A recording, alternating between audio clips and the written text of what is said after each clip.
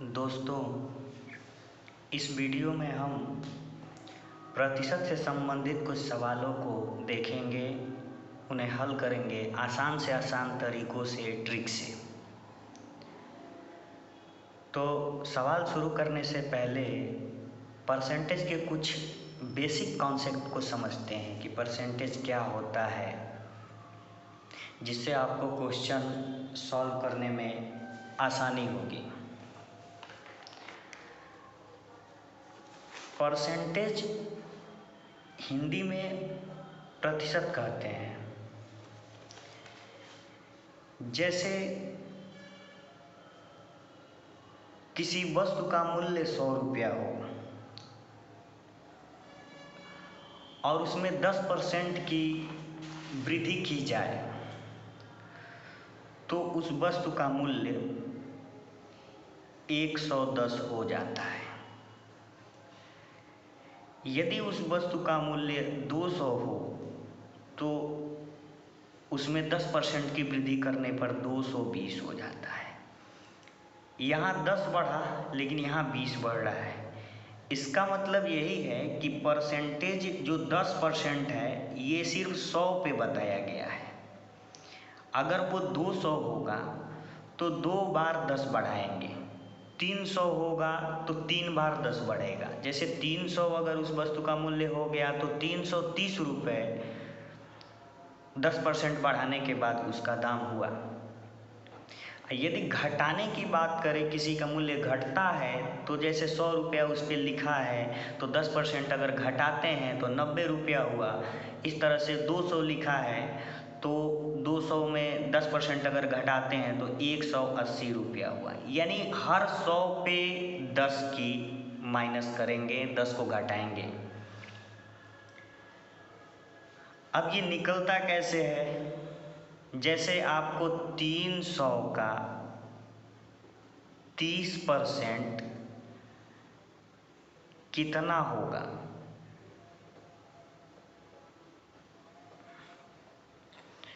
तो 300 का 30% निकालने के लिए 300 में हम 30 का गुणा कर देते हैं और 100 से भाग दे देते हैं।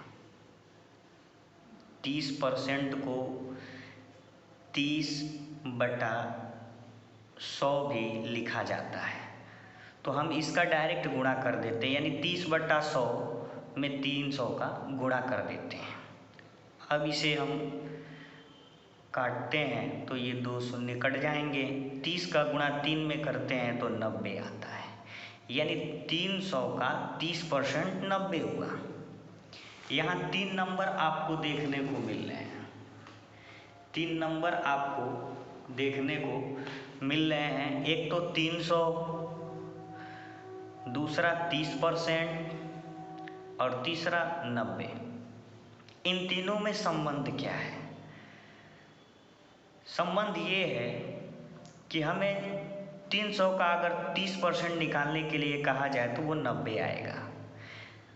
क्वेश्चन में इन तीनों में से आपको कोई 2 पता रहता है और तीसरा निकालना होता है, तीसरा ज्ञात करना होता है।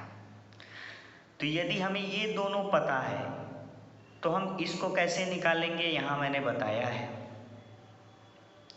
और यदि ये दोनों पता है तो 300 को ज्ञात करने के लिए हम 90 में 100 से गुणा करेंगे और 30 से भाग दे देंगे, तो ये 3 बार में कट जाएगा और 300 ज्ञात हो जाएगा। तो ये ज्ञात हो गया 300, 90 भी ज्ञात हो गया। अब आपको ये दोनों पता हो, यानी 300 दिया हो, 90 दिया हो और 30% को निकालना हो, तो इस कंडीशन में भी 90 ऊपर रहता है, 100 से गुणा करते हैं और 300 से डिवाइड कर देते हैं। तो 100 से ये 3 बार में कट जाएगा और 3 से 90 30 बार में कट जाता है, तो आपका 30% आ जाता है। तो तीनों में यही संबंध है। यदि आपको भूलता है तो बस ऐसे याद रखिए कि हम किसी संख्या का 10%, 20% या 30% जो भी निकालना हो परसेंटेज, उसका डायरेक्ट उसमें गुणा करके 100 से भाग देते हैं। बाकी दो कंडीशनों में ये 90 हमेशा ऊपर रह रहा है, और यदि ये दिया है तो इससे भाग हो जाएगा तो ये मिल जाएगा आपको, और 90 ऊपर रहेगा, ये दिया है तो इससे भाग देंगे तो ये मिलेगा, और इससे अगर भाग देंगे तो ये मिलेगा। ये दोनों में से कोई एक पता रहेगा, जो नीचे आप रख देंगे उसके अगले वाला पता हो जाएगा। ठीक, ये परसेंटेज का लगभग बेसिक कॉन्सेप्ट यही था। ये लगभग क्लियर हो गया है। हम अब अपने पहले सवाल की तरफ बढ़ते हैं और देखते हैं कि कैसे सवाल परसेंटेज के आसान से आसान ट्रिक से, तरीकों से हल होते हैं।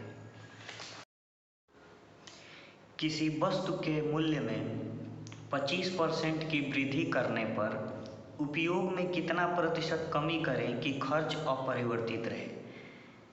ऐसे सवालों के लिए ये ट्रिक है। इस ट्रिक पे आप इस सवाल को आसानी से हल कर सकते हैं, जहाँ यक्स परसेंटेज को दर्शाता है। यक्स की जगह आप ये परसेंटेज रखेंगे। इसी तरह के हम 2-3 क्वेश्चन और देखेंगे। एक क्वेश्चन सॉल्व करते हैं पहले।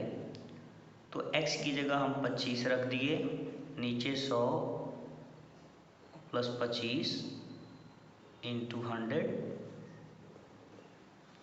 अब ये हो जाएगा 25/125 × 100। 25 से 125 5 बार में कटेगा, और 5 से 100 को 20 बार में काटेंगे, यानी 20% आंसर है। यानी हम 20% अपने उपयोग में कमी कर दें तो हमारा जो खर्च है वो अपरिवर्तित रहेगा। ऐसे सवालों में अगर आप ट्रिक भूल जाते हैं तो आप ऐसे भी इसे हल कर सकते हैं।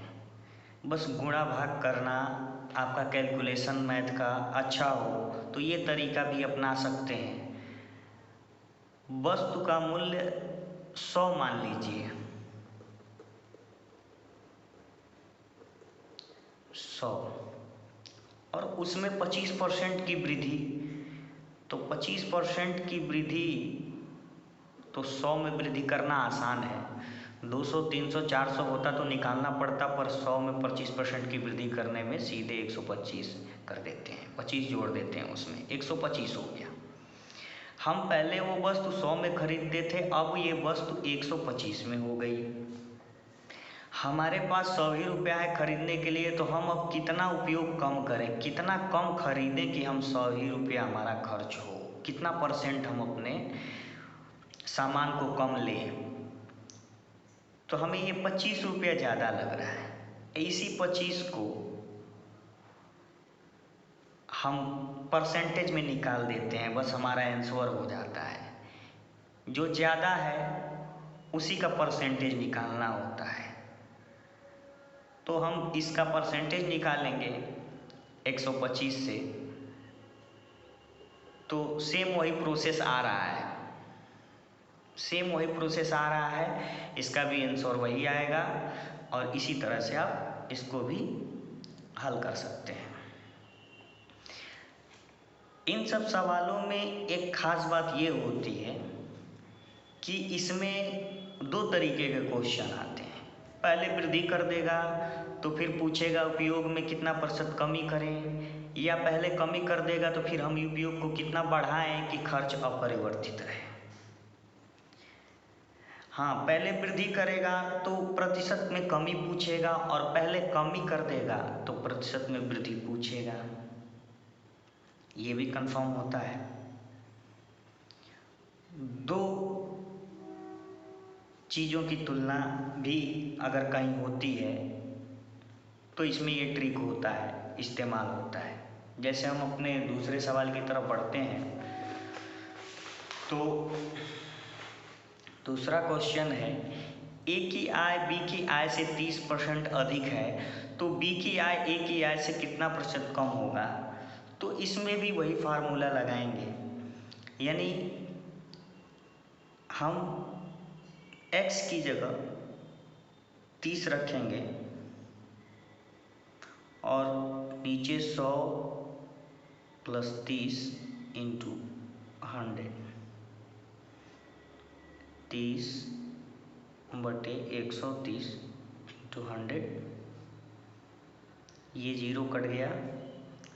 अब आप 3 का गुणा 100 से करते हैं तो 300 आएगा और 13 से भाग देंगे तो 13 से 30 में भाग देंगे तो 13 दूना 26, 4 बचेगा तो यहाँ 0 लेके 40 होगा, 13 तिया 39 और 1/13, 1 बच जाएगा तो बचेगा तो उसको हम 1 ऊपर लिखते हैं 13, यानी 23 सही 1/13% बी किया ए किया से कम है। पिछले सवाल के जैसे इसमें भी आप 100 मान सकते हैं। जैसे ए की आय बी की आय से अधिक है तो ए को हम 130 रखेंगे और बी को 100 रखेंगे, क्योंकि बी से ए की आय 30% अधिक है। अब बी की आय ए की आय का कितना परसेंट है, तो जो अधिक होता है इन दोनों का घटाना कर लेंगे। घटाना करने के बाद जब जो अधिक होता है उसी का हमको परसेंटेज निकालना होता है, तो परसेंटेज निकालने के लिए हम 130 से भाग देंगे। ध्यान ये रहे कि हम यहाँ 100 रखेंगे कि 130, इसमें कंफ्यूज नहीं होना है।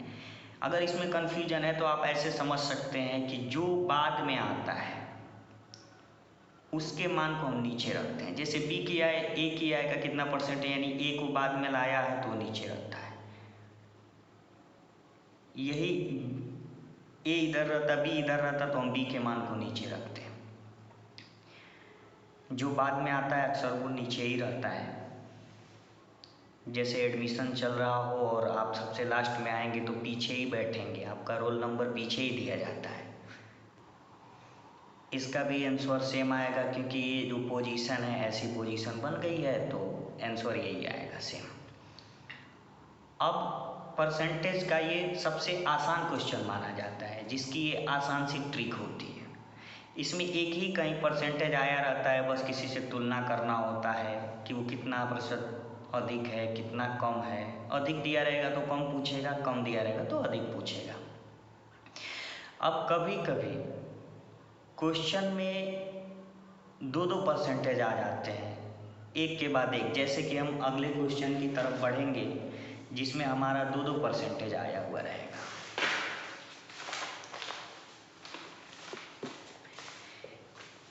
एक व्यक्ति की आय 10% बढ़ी, कुछ दिनों बाद पुनः 20% बढ़ गई। इस प्रकार व्यक्ति की आय में कुल कितने प्रतिशत की वृद्धि हुई?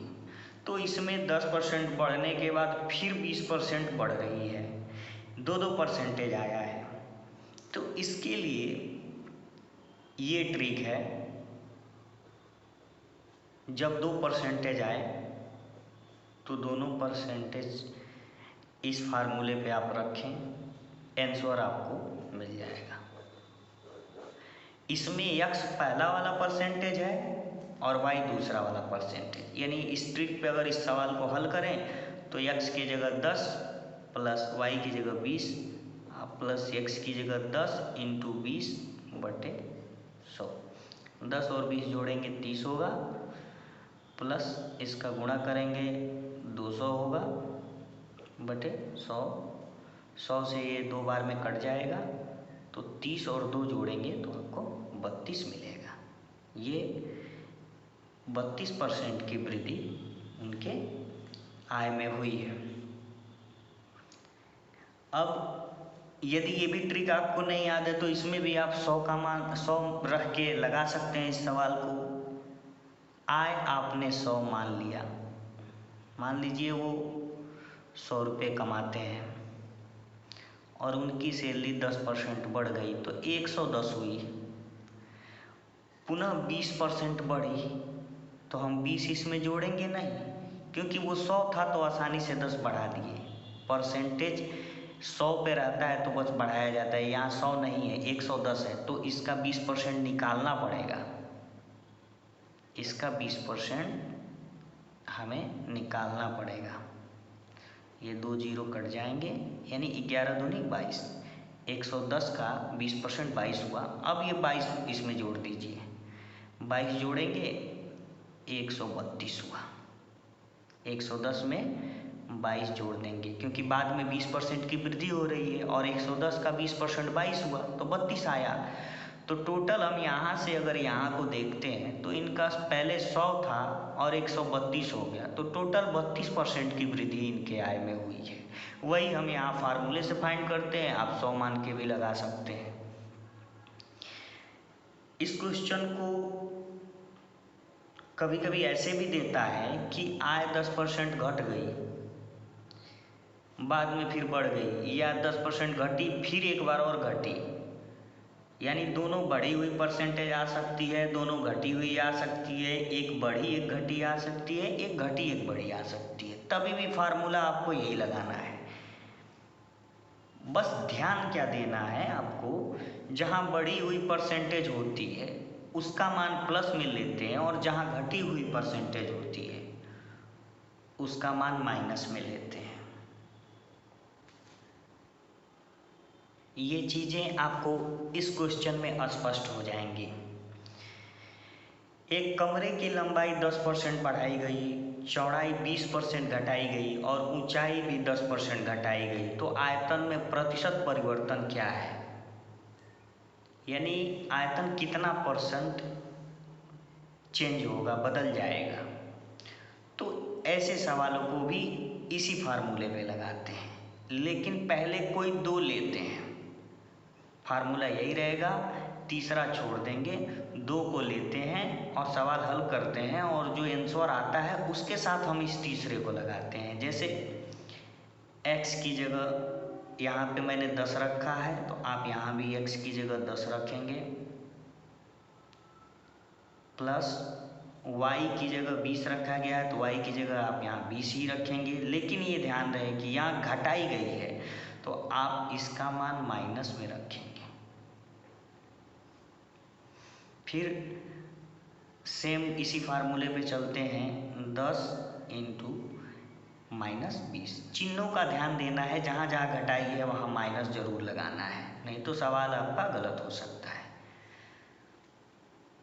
10 - 20 प्लस माइनस माइनस, यहाँ गुणा करेंगे 10 का 20 में तो -200 आया। अब ये कट गया दो बार में, तो 10 - 20 और यहाँ -2 है, यहाँ भी प्लस माइनस माइनस हो गया। 10 में से 20 घटाना है तो -10 हुआ और ये -2, टोटल -12%। -12%। माइनस क्या दर्शा रहा है कि अभी घट गया है। अब ये -12% जो आंसर आया है इसको लेके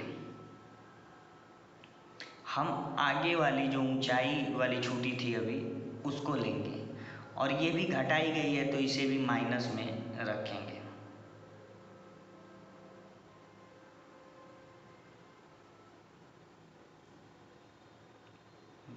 -10/100। 10 और 12 दोनों माइनस है तो जुड़ जाएंगे, -22 हो गए, प्लस 10 और 12 का गुणा करेंगे 120 होगा, यहाँ माइनस माइनस का गुणा प्लस हो जाएगा बटे 100, ये 0 कट जाएगा। अब -22 प्लस 12 बटे 10 बचा, इसका गुणा इसमें करेंगे तो 10 से गुणा होगा तो सीधे 220 हो जाएगा और प्लस 12 कर देंगे अपान 10 करेंगे। अब ये 12 इसमें जोड़ेंगे तो चूंकि माइनस प्लस घटता है इसलिए 208 होगा माइनस में अपान 10। अब 10 से इसमें भाग देंगे तो बस एक पॉइंट इसमें लग जाएगा, -20.8। 100 से भाग होगा तो 2 स्थान पे दशमलव लग जाता है, 1000 से भाग होगा तो 3 स्थान पे दशमलव लग जाता है। जितने जीरो होंगे उतने अंक छोड़ के हम दशमलव लगा देते हैं, हमारा आंसर हो जाता है। तो 20.8% आयतन में प्रतिशत परिवर्तन होगा। अब यहाँ पे आप माइनस क्या दिखाता है? माइनस ये दिखाता है कि उसका जो आयतन है वो कम होगा। अगर यही प्लस में आंसर आता तो जो आयतन है वो बढ़ता। ये माइनस सिर्फ इतना ही दिखाता है। परीक्षा में कभी कभी चुनाव से भी संबंधित क्वेश्चन आ जाता है। तो हमारा अगला क्वेश्चन चुनाव से संबंधित है। एक चुनाव में 2 उम्मीदवार थे। जीतने वाले उम्मीदवार को कुल मतों का 65% मत प्राप्त हुआ और वह 900 मतों से विजयी हुआ। ज्ञात कीजिए कुल मतदाता कितने थे। तो हम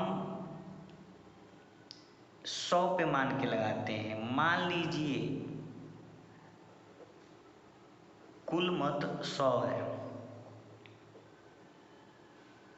ये आंसर नहीं है, कुल मत निकालना ही है आपको आंसर, लेकिन हम अपनी तरफ से मान लिए हैं सवाल हल करने के लिए, और ये आसान तरीका भी होता है इसको हल करने का। 100 मत है और उसमें से 65 मत पहला उम्मीदवार पा जाता है जो जीता है। तो जीतने वाला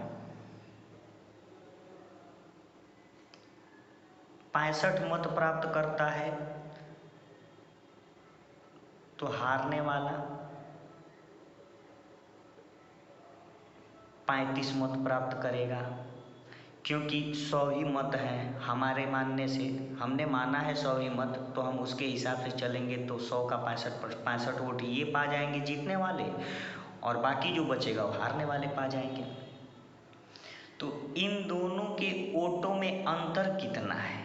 65 में से जब 35 घटाएंगे तो हमें 30 मिलेगा। लेकिन यहाँ तो कह रहा है कि वो 900 का अंतर है, जीतने वाला 900 अधिक वोट पाया है, आपने लाया 30 है। 30 आपका इसलिए आया कि आपने 100 माना है। यदि आप 1000 मानते तो 300 आता, 2000 मानते तो 600 आता, और 3000 मानते तो 900 आता। तो आपका आंसर 3000 हो जाता। कुल मतदाता 3000 है। लेकिन आप वो मान थोड़ी पाते, आपने 100 माना। तो अब आप 100 माना तो जो आप आंसर लाए हैं उससे इस 900 को कंपेयर करिए। 900 को कंपेयर करने में आपको मिलेगा कि आपके 3 वोट, ये 0 से 0 अगर काट दे, 3 वोट इसके 90 के बराबर है। तो 1 वोट आपके माने हुए संख्या से 1 वोट की तुलना 9 वोट से वो कर रहा है। तो यदि 900 वोट है, 900 वोटों से वो विजयी हुआ है, 900 वोट से वो विजयी हुआ है, सॉरी यहाँ 1 वोट की तुलना 30 से होगी, क्योंकि 90 है, यहाँ 3 है, तो 3 से भाग 90 में होगा 30 आएगा। 1 वोट की तुलना 30 से हो रही है। 900 को छोड़ दीजिए, 1 वोट यदि 30 के बराबर है तो आपने 100 माना है, तो 100 वोट 30 में 100 का गुणा हो जाएगा, टोटल 3000 के बराबर है। यानी आपने कुल मत माना 100, तो आपका 30 आया, और इससे तुलना किया गया तो उसके 900 के लिए 3000 वोट आ रहे हैं। तो कुल मतदाता की संख्या कितनी होगी? 3000। हमारा अगला सवाल है, किसी त्रिपक्षीय चुनाव में ए को कुल मतों का 10% मत प्राप्त हुआ और वह तीसरे स्थान पर रहा। बी को 48% मत मिले और वह 1200 मतों से विजयी रहा। सी दूसरे स्थान पर रहा, तो चुनाव में कुल मतदाता की संख्या कितनी थी? यहाँ 3 लोग हैं चुनाव लड़ने वाले। ए को कुल मतों का 10% मत प्राप्त हुआ और वो तीसरे स्थान पे है। और बी 48 मत मिला है और वो 1200 मतों से विजयी रहा है और सी दूसरे स्थान पे रहा है। तो हम यहाँ भी कुल मत मान लेते हैं 100 है, कुल मत 100, तो ए को 10 मिलेगा क्योंकि वो 10% मत पा रहा है। बी को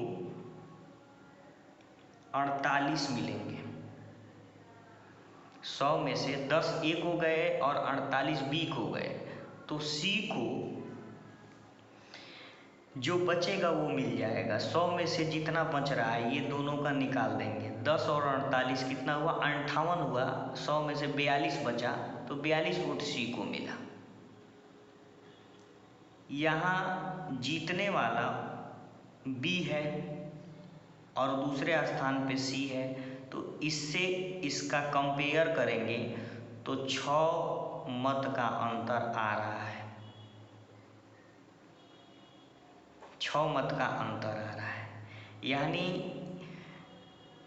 6 वोट से ये विजयी है हमारे 100 वोट मानने पर यहाँ क्वेश्चन ने 1200 दिखा रहा है। तो यानी हमारा 6 वोट क्वेश्चन के 1200 से कंपेयर करना होगा, यानी 1 वोट 6 से आप इसे भाग देंगे 1200 को तो 200 आएगा। 1 वोट क्वेश्चन के 200 वोट के बराबर है, तो हमने कुल 100 वोट माना है, 100 मत माना है, तो हमारा 100 मत 200 में भी 100 से गुणा हो जाएगा, तो 100 मत कितने के बराबर आ रहा है, 20,000 के बराबर। तो टोटल कुल मतदाता की संख्या 20,000 हुई। आप 100 पे मान के सवाल को लगाइए और उसमें जो आंसर दे रहा है उससे उसकी तुलना करिए कि आपका 6 आ रहा है, उसने 1200 दिया है, तो यदि आपका 1 आएगा तो उसका 200 आएगा। तो इस हिसाब से आपने 100 माना है तो 100 का कितने के बराबर हो रहा है यही निकालना है। लास्ट में जाके आपको 100 पे अपने मतों को लाना है, तभी आपको कुल मत का आंसर मिलेगा। यहाँ भी मैंने वही किया है, लास्ट में 1 से तुलना की है और 100 मतों को निकाल लिया है, वो उसके कुल मतों की संख्या हो गई है। बढ़ते हैं अगले क्वेश्चन की तरफ, चुनाव से ही संबंधित है पर थोड़ा सा वो अलग है। एक चुनाव में 20% मत अवैध घोषित हो गए। ए और बी 2 उम्मीदवार थे। बी वैध मतों का 40% मत पाता है और 1600 मतों से हार जाता है।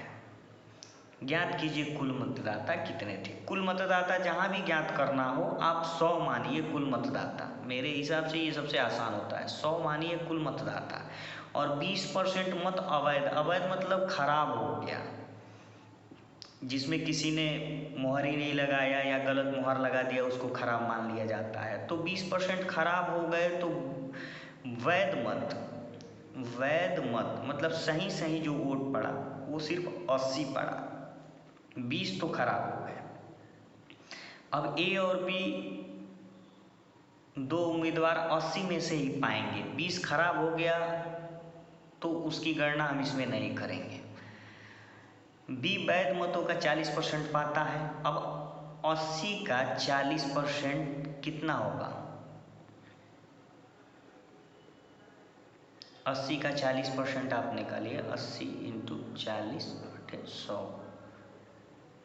8 को 32। बी 32 वोट पाया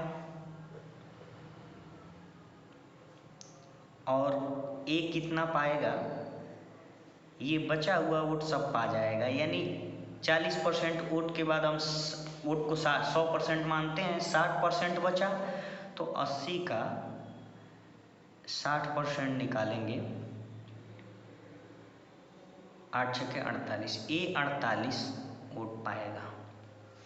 आप इसे देख भी सकते हैं, 32 और 48 80 आएगा, यानी इसको मिला 40% और इसको मिला 60%, 100% 80 को मान लेते हैं। अब इन दोनों के वोटों में अंतर देखिए, तो 16 आ रहा है, 32 और 48 को घटाएंगे 16 मिलेगा। यहाँ 1600 मत कह रहा है, इन दोनों के मतों का अंतर 1600 है, मतलब ए और बी में कोई विजयी होगा 1600 से, तो कोई हारेगा भी 1600 से, वही अंतर हो जाता है 1600। तो यहाँ हम 100 माने हैं तो हमारा 16 अंतर आ रहा है, और उसने क्या किया है 1600 अंतर दिखा रहा है।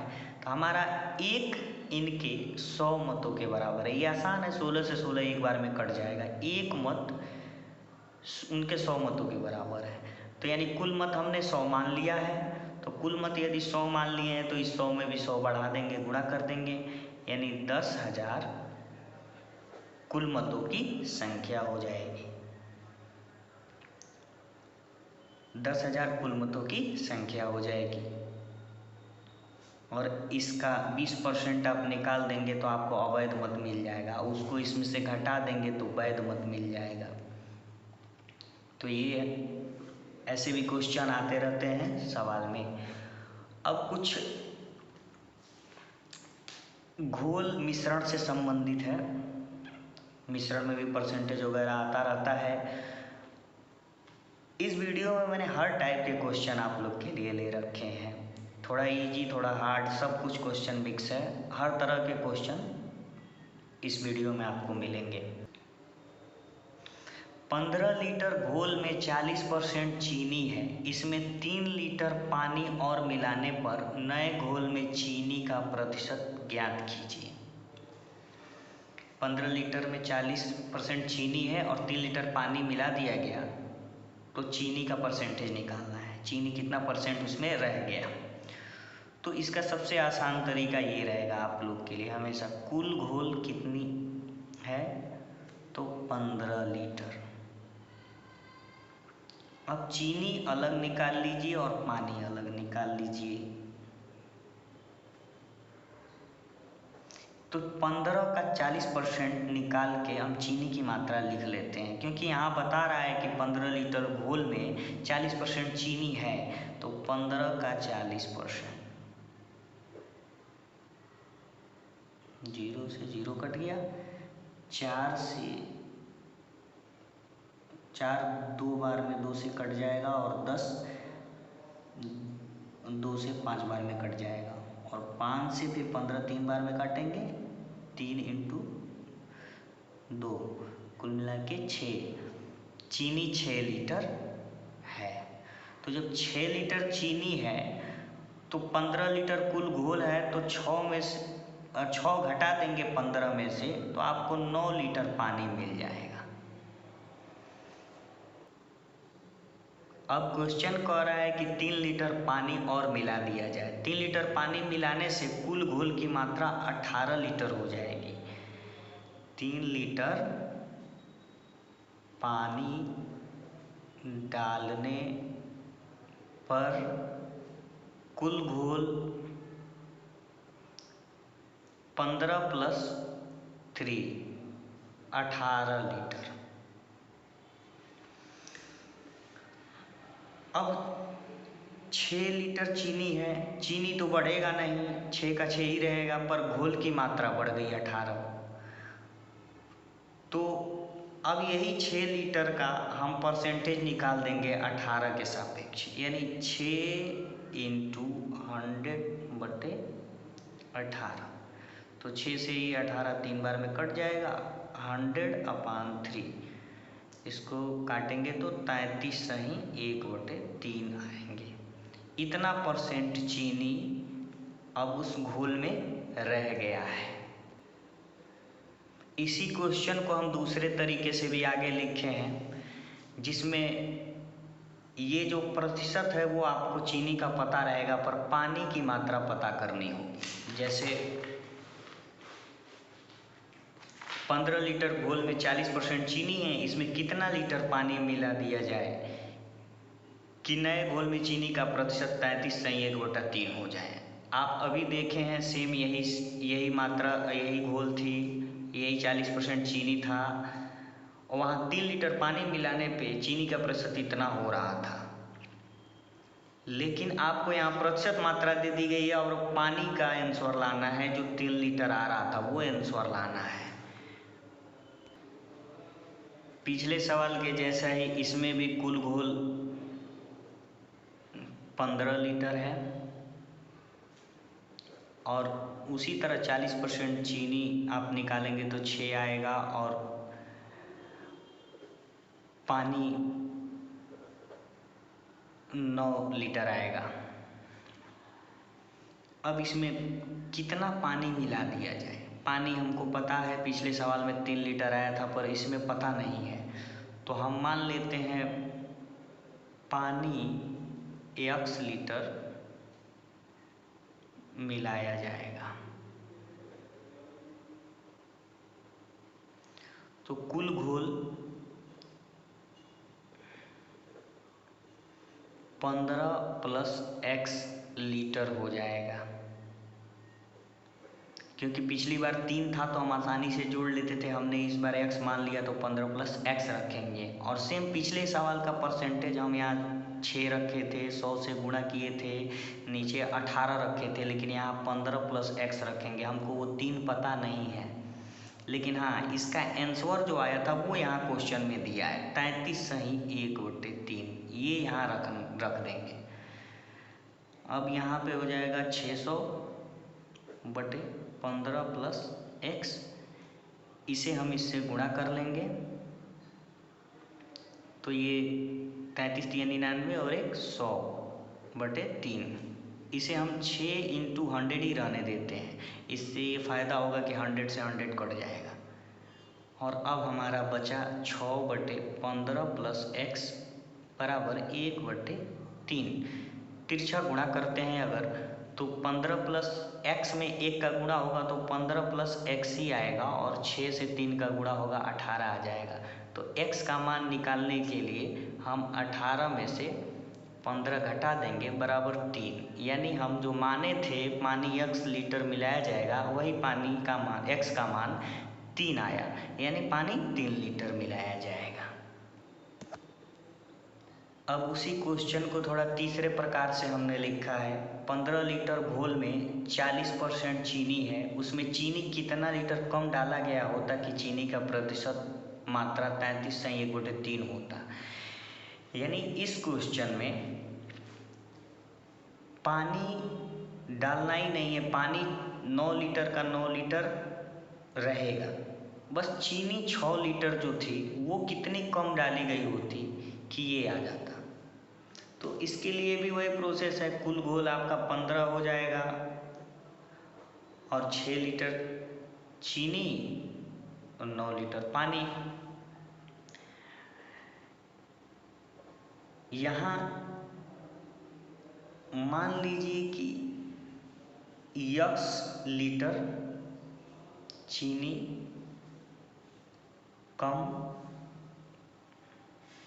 डाला जाएगा, तो कुल घोल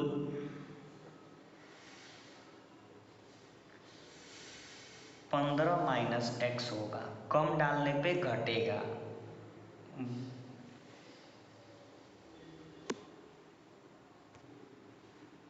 हमने x लीटर चीनी कम किया तो घोल भी तो 15 में से x घटेगा, और फिर वही प्रोसेस हम करेंगे। हमारी चीनी की मात्रा घटेगी, वो भी x घटेगी। हम चीनी इतना कम डालेंगे तो 6 में से वो कम हो जाएगी, और इधर घोल भी कम हो जाएगा।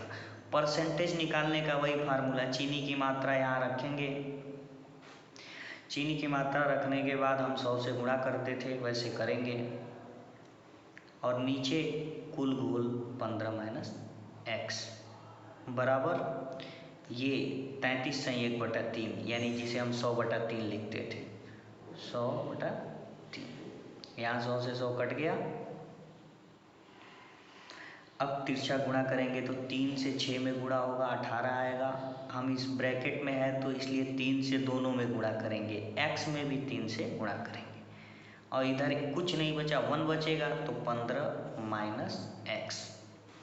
अब दोनों इधर एक x है, इधर x है, इधर इसको इधर ट्रांसफ़र कर देते हैं और 15 को इधर ला देते हैं। 18 माइनस 15, यहाँ x का मान निकालना है, तो x का मान निकालने के लिए आपको ये सब पता होगा, नहीं तो एक वीडियो इस पर भी बनाएंगे हम, जिसमें समीकरण आएंगे, x y चर आएंगे, जिसमें एक्स वाई के मान निकाले जाते हैं, 2 चर वाले रैखिक समीकरण, 1 चर वाले रैखिक समीकरण, ये इस पे भी हम एक वीडियो बनाएंगे। तो 18 में से 15 घटाएंगे 3 आएगा, और यहाँ 3 x में से 1 x घटा 2 x आया, तो x का मान 3/2, यानी 3/2 को हम 1.5 लिख सकते हैं। तो हमारा आंसर आया x बराबर 1.5, यानी 1.5 लीटर चीनी कम डाला जाएगा।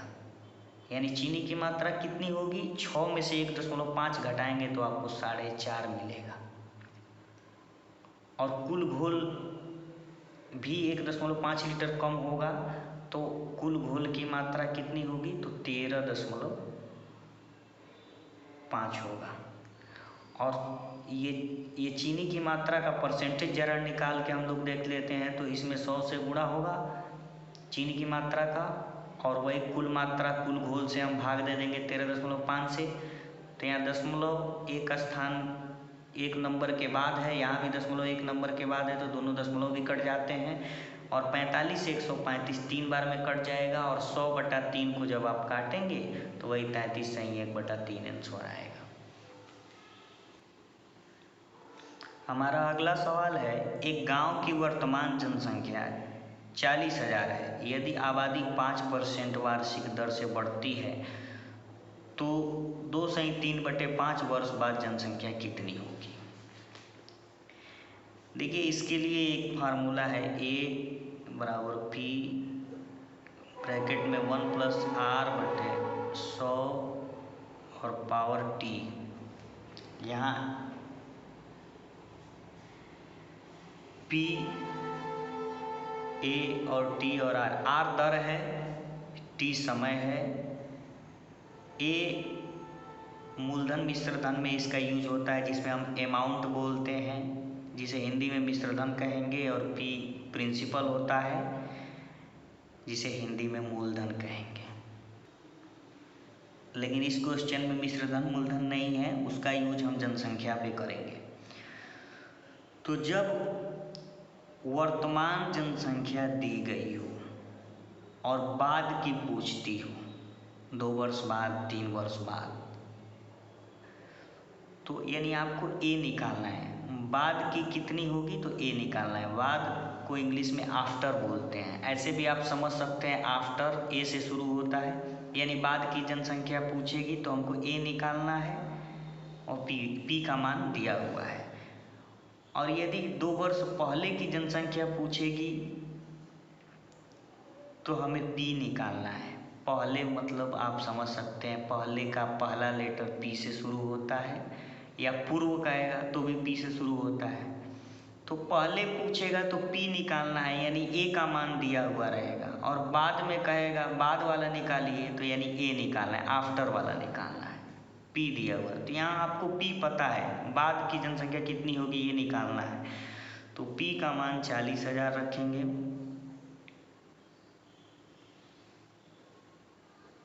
यहाँ मैंने समय को भिन्न रूप में लिया है, ताकि आपको पूर्णांक में मिलेगा तो उसे हल करना आसान होगा, इसलिए मैंने इसमें भिन्न रूप में लिया है। यहाँ पे जो पूर्णांक होता है, जैसे ये पूर्णांक है 2, जो सीधा सीधा है उसको हम रख लेते हैं, यहाँ पावर 2 लगा देते हैं, 2 यहाँ आएगा, ये टाइम होता है 2 वर्ष। अब ये 3/5 का क्या करेंगे, तो इसके लिए एक अलग ब्रैकेट लगा के वही R यहाँ आता है, और जो टाइम होता है 3/5 उसमें गुणा हो जाता है। जब भी ऐसा आपको सवाल आए तो सिंपल पूर्णांक रहेगा तो इसकी ज़रूरत नहीं पड़ेगी, 2 रहे 3 रहे यहीं पे आप पावर लगा दीजिए। लेकिन अगर उस 2 और 3 के साथ समय को बट्टे में दिया है तो एक ब्रैकेट और बढ़ाइए, और उसमें जो समय है उसका गुणा आप R से कर दीजिए बस, और इसे सॉल्व कर दीजिए, आपको आंसर मिल जाएगा। यहाँ 105 हुआ, 100 से गुणा होकर 5 जोड़ देंगे, और यहाँ 5 से कट जाएगा, और ये 100 से गुणा होकर 3 जुड़ जाएगा, 103/100। अब ये आप दो बार लिख सकते हैं 105/100 इंटू 105/100 इंटू 103/100। अब जीरो से ये दो दो चार जीरो काट दीजिए और ये तीनों गुणा करना है। यदि आप चाहें तो काट के छोटा कर सकते हैं। 4 से ये 100 कट गया 25 बार में, बचा क्या 105 इंटू 105 गुणे 103/25। अब 5 से इसे काटेंगे 21 होगा, 5 से इसे काटेंगे 5 होगा, फिर 5 से 105 काटेंगे 21 होगा। 21 का 21 में गुणा करेंगे 441 इंटू 103। अब 103 है तो आप 100 मान लीजिए इसको, 100 में इससे गुणा करेंगे तो 441 और 2 जीरो बढ़ जाएंगे 100 से गुणा कर। अभी 3 बचा है तो 3 का गुणा कहीं किनारे करके हम जोड़ देते हैं इसमें। 3 चौक 12 हासिल 1, 3 चौक 12 13। इसमें ये 13 23 प्लस कर देंगे। 3 2 3 1 4 4 1 5 और 4। अब ये हमारा आंसर हुआ, यानी 2/3/5 वर्ष बाद जनसंख्या इतनी होगी। अगले क्वेश्चन में एक कस्बे की जनसंख्या पहले वर्ष 5% घटी, दूसरे वर्ष 8% बढ़ी और तीसरे वर्ष 10% घटी। यदि 3 वर्ष पहले की जनसंख्या 10 लाख थी तो वर्तमान जनसंख्या बताएं। इसमें घटना और बढ़ना दोनों काम हुआ है और हर वर्ष का परसेंटेज अलग अलग है, तो इसमें ऐसे पावर नहीं लगाएंगे। इसमें क्या था, परसेंटेज 5 वार्षिक दर से बढ़ी है और इतने साल तक चली है, इसलिए पावर लग गया। बाद में आके उसे भी हम 2 बार गुणा किए हैं। तो इस तरह से आपको इसमें 3 बार गुणा करना है और अलग अलग परसेंटेज हर साल के लिए रखते हुए। फार्मूला यही रहेगा, A बराबर P की जगह हम ये 10 लाख रखेंगे। यहाँ ध्यान देना है कि 3 वर्ष पहले की जनसंख्या दिया हुआ है, तो इस समय की जनसंख्या पूछने का मतलब हुआ कि जो वर्तमान उस समय की 3 वर्ष पहले की जनसंख्या थी उसके 3 वर्ष बाद की, यानी वर्तमान समय की पूछ रहा है। तो बाद की जनसंख्या के लिए मैंने बताया था कि A निकालना है, तो ये हो जाएगा आपका 10 लाख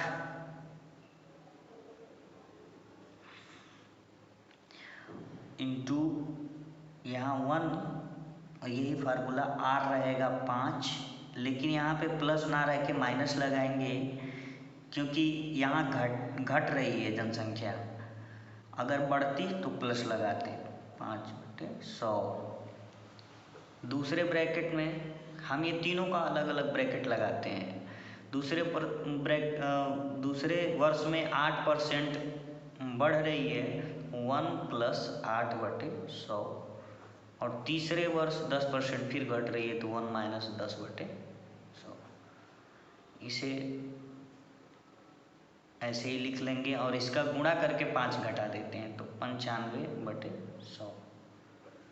इसका गुणा करके 8 जोड़ देते हैं तो 108/100। इसका गुणा करके 10 घटा देते हैं तो 90/100। अब 2 जीरो यहाँ, 2 जीरो यहाँ, 2 जीरो यहाँ, कुल टोटल 6 जीरो हैं और यहाँ भी 2 2 4 तो 6 जीरो है, तो टोटल ये जीरो इन तीनों को काट देगा। आपका बचा कितना, 95 इंटू 108 इंटू 90। इसका गुणा करेंगे तो हम इसे 100 मान लेते हैं, 8 को भी छोड़ देते हैं और 100 का गुणा 90 से करेंगे तो सीधा सीधा 9000 होगा। 9000 को कहीं किनारे लिख लेते हैं।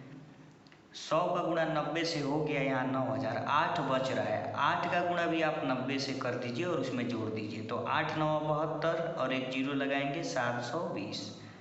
ये हो गया इतना 9720, 9720।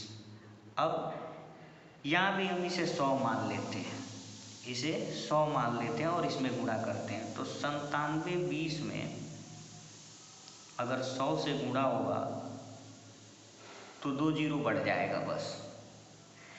लेकिन हम 100 माने हैं तो 5 एक्स्ट्रा मान लिए हैं, तो हम 5 का गुणा इसमें करके और इसमें से घटा देंगे, तो ये गुणा थोड़ा आसान हो जाएगा। 5 का गुणा हम अगर करते हैं 9720 में, तो ये जीरो, ये भी जीरो, 5 से 35 1 36, 3 और 9 45, 3 48, 48 600 इसमें से घटा देंगे। 0 0 10 में से 6 जाएगा 4, यहाँ 11 बचा, 3 6 बचेगा, 4 घटाएंगे 2 होगा 9, 92 3400, यानी इतना आंसर है इसका। वर्तमान की जनसंख्या इतनी होगी। इस वीडियो के ये 2 आखिरी सवाल हैं। किसी परीक्षा में 60% गणित में, 70% अंग्रेजी में और 50% विद्यार्थी दोनों में उत्तीर्ण हुए हैं। मतलब 60% विद्यार्थी गणित में पास हुए हैं, 70% विद्यार्थी अंग्रेजी में पास हुए हैं और 50% विद्यार्थी दोनों में पास हुए हैं। तो यहाँ गणित में कहा है और अंग्रेजी में कहा, ये दोनों में कहा है। तो आप पहले ये समझिए कि किसी क्लास में अगर गणित में बच्चे पास हुए हों और उनसे कहा जाए कि हाथ उठाइए वे बच्चे जो गणित में पास हुए हों, तो गणित में पास वाले तो उठाते ही उठाते हैं, जो दोनों में पास हैं वो भी हाथ उठाएंगे। ऐसा ही कंडीशन इसके साथ भी है। 70% अंग्रेजी में जो पास हुए हैं, अगर उनको कहा जाए क्लास में कि जो अंग्रेजी में पास है वो अपना हाथ उठाएं क्लास में, तो जो दोनों में उत्तीर्ण है वो भी अपना हाथ उठाएंगे। यानी ये 50% जो उत्तीर्ण है वो इन दोनों में शामिल है। तो हम केवल गणित में निकालेंगे, केवल गणित में उत्तीर्ण।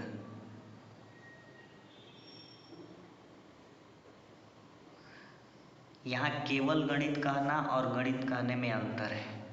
गणित में ये विद्यार्थी भी आ जाते हैं और केवल गणित में कहने में ये दोनों में पास हुए विद्यार्थी नहीं आते हैं। तो जब ये 60 है तो इसमें से इन 50 को निकाल दीजिए जो दोनों गणित में भी पास है अंग्रेजी में, तो केवल गणित में 10 ही पास हैं। इसी तरह केवल अंग्रेजी में,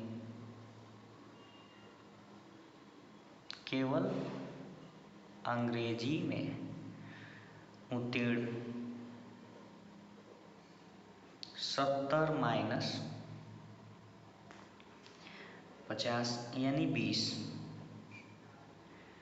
10% गणित में उत्तीर्ण है, 20% अंग्रेजी में उत्तीर्ण है और दोनों में 50%। अब यहाँ लिख सकते हैं दोनों को, दोनों में 50%।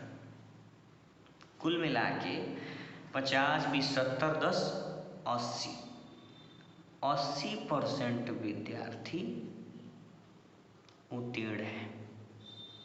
और 100 पे गणना होती है किसी भी संख्या की, तो 20% विद्यार्थी अनुत्तीर्ण है। यहाँ उत्तीर्ण पूछ रहा है, अनुत्तीर्ण पूछता तो आप 100 में से घटा देते, जितने उत्तीर्ण है उसको 100 में से घटा देते, अनुत्तीर्ण आ जाता। इस क्वेश्चन में तो हर जगह उत्तीर्ण उत्तीर्ण आया है। आगे के क्वेश्चन में किसी में उत्तीर्ण अनुत्तीर्ण ये भी आया है, तो हम उसे देखते हैं। किसी परीक्षा में गणित में 60% और विज्ञान में 65% लड़के उत्तीर्ण है। यानी यहाँ गणित में 60% उत्तीर्ण है और विज्ञान में 65% उत्तीर्ण है, जबकि दोनों विषयों में 30% लड़के अनुत्तीर्ण हैं। यहाँ ध्यान देने वाली बात है कि इन दोनों में उत्तीर्ण है और यहाँ पे जो दे रहा है वो अनुत्तीर्ण दे रहा है, जबकि इनमें तीनों सेम था। और इसमें कुछ उत्तीर्ण और कुछ जगह पे अनुत्तीर्ण दे रहा है। यदि परीक्षा में कुल 600 लड़के बैठे हों तो कितने लड़के उत्तीर्ण हैं? ठीक है, सबसे पहला काम है ऐसे सवालों में जिसमें उत्तीर्ण अनुत्तीर्ण दोनों मिक्स हो तो किसी एक में कन्वर्ट कर लेते हैं, किसी एक में, यानी सबका अनुत्तीर्ण निकाल लेते हैं। और सबसे ज़्यादा आसान वही रहता है जो दोनों में दिया होता है। तो दोनों में अनुत्तीर्ण दिया है तो हम इनका भी अनुत्तीर्ण निकाल लें तो ज़्यादा बेहतर होगा। तो गणित में अगर 60% उत्तीर्ण है तो गणित में अनुत्तीर्ण 100 - 60 = 40। हमेशा 100% माना जाता है। 100। विज्ञान में 65% उत्तीर्ण है तो विज्ञान में अनुत्तीर्ण 100 - 65 = 35। अब ये गणित में अनुत्तीर्ण आ गए, गणित में अनुत्तीर्ण परसेंटेज और विज्ञान में अनुत्तीर्ण। यहाँ भी ध्यान देना है आपको कि ये सिर्फ गणित में अनुत्तीर्ण है, केवल गणित में नहीं है। अभी ऊपर मैंने समझाया कि गणित में अनुत्तीर्ण कहना और केवल गणित में अनुत्तीर्ण कहना दोनों में अंतर है। यहाँ गणित में फेल हैं तो वे बच्चे भी इसमें आ जाते हैं जो दोनों में फेल हैं, दोनों विषय में। तो हम अगर केवल गणित में निकालें, केवल गणित में अनुत्तीर्ण, तो ये जो 40 है इसमें से हमें ये दोनों में जो अनुत्तीर्ण है, जैसे सेम प्रोसेस पहले वाले क्वेश्चन में, ऊपर वाले क्वेश्चन में हुआ था, वैसा ही करना है। तो 10 हुए, केवल गणित में अनुत्तीर्ण 10 हुए और केवल विज्ञान में अनुत्तीर्ण 35 - 30 यानी 5%। अब यहाँ दोनों में अनुत्तीर्ण, हम किसी भी सवाल को लगाएंगे तो केवल वाला जरूर निकाल लेंगे। दोनों में अनुत्तीर्ण, ये तो 30 दिया ही है, तो टोटल कुल अनुत्तीर्ण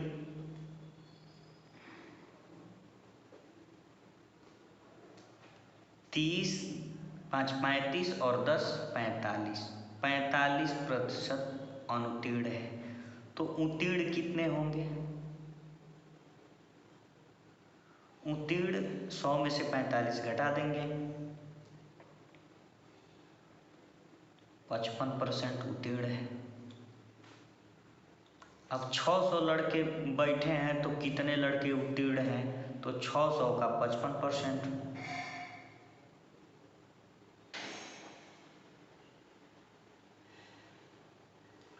55 में 6 से गुणा होगा तो 50 में 6 से गुणा करेंगे 300 होगा और 5 में 6 से गुणा करेंगे 30 होगा। 330 उत्तीर्ण है। यही अनुत्तीर्ण पूछता तो हम 330 को 600 में से घटा देंगे। कुल लड़के 600 बैठे ही हैं तो जितने उत्तीर्ण हो जाएंगे बाकी बचे अनुत्तीर्ण हो जाएंगे। दोस्तों आज के लिए बस इतना ही। आज का हर तरह के क्वेश्चन मैंने इस वीडियो में इंक्लूड किए थे। आगे आपको मैथ के हर टॉपिक पे वीडियो मिलेगा और कोशिश करूँगा कि अच्छे से अच्छे बताऊँ और इजी से इजी ट्रिक और इजी से इजी फार्मूला आपको बताऊँ, जिससे कि एग्ज़ाम में आपको आसानी हो। यदि आपको लग रहा है कि हमें मैथ में इस टॉपिक पे परेशानी होती है तो आप कमेंट बॉक्स में हमें ज़रूर कमेंट करें कि हमें इस टॉपिक पे मैथ की एक वीडियो बना दीजिए, तो हम ज़रूर बनाने की कोशिश करेंगे। वीडियो के लास्ट में 4 आसान क्वेश्चन मैंने दे रखा है, उस प्रश्नों को हल करने का प्रयास करें। वो अभ्यास प्रश्न है आपके लिए, ताकि इस वीडियो में जो कुछ भी मैंने बताया उसका कुछ इस्तेमाल आप करिए, जिससे कि आप में सुधार हो और आप बेहतर कर सकें। फिर मिलते हैं अगले वीडियो में। धन्यवाद।